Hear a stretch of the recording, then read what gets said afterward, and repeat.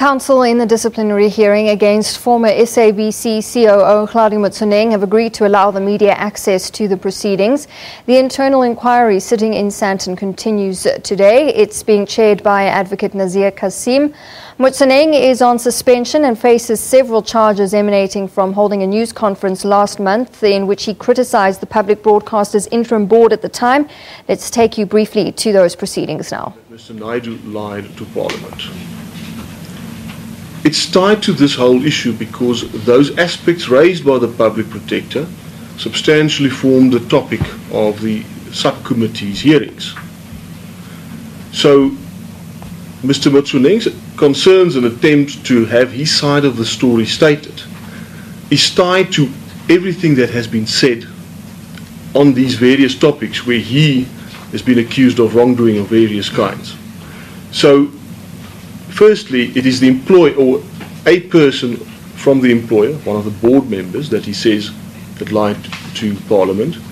That lie pertains specifically to those issues that he seeks to address, to say what his version of the story is and what the true facts are, according to him.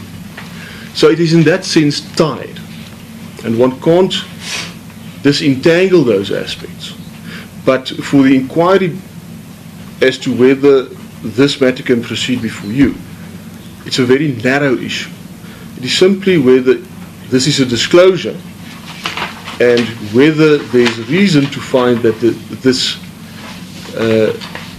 allegation that there are disclosures within the ambit of the Act are in bad faith. And we say there's no reason to even suggest that. And we also say that it is not something that should detain you at this stage, because it is not a final decision in that sense. So you need not deal with it on the basis that, well, if you make the wrong ruling, then these charges will not be considered. It is simply a jurisdictional issue. And where he alleges, so it's a very low threshold that the Act puts, and we've put in the cases making that very point. He can raise an opinion, bona fide, and he can rely on it on the mere allegation. And then the whole inquiry will still be held, including those charges that do not fall within the ambit of the Act. And that inquiry will simply be held before a person who is specifically appointed through the CCMA in order to create some distance between the employer and the employee.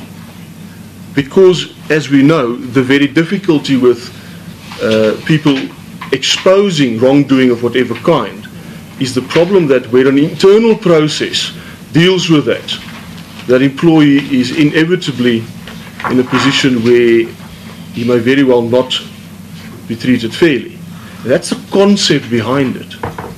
But statutorily, it has been stated that he can only, on his allegation, made in good faith,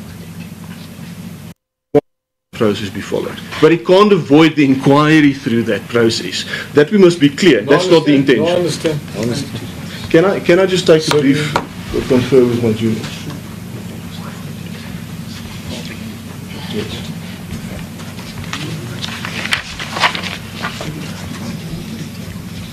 Yes.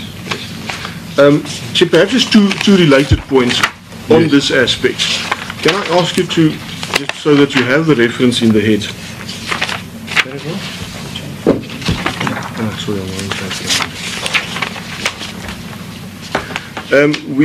I've taken you to paragraph 23. Right there from the disciplinary hearing of Mr. Hlaudi Motsoeneng. He stands with bringing the SABC into disrepute after he held a press briefing where he made his opinions known of the interim board at the time.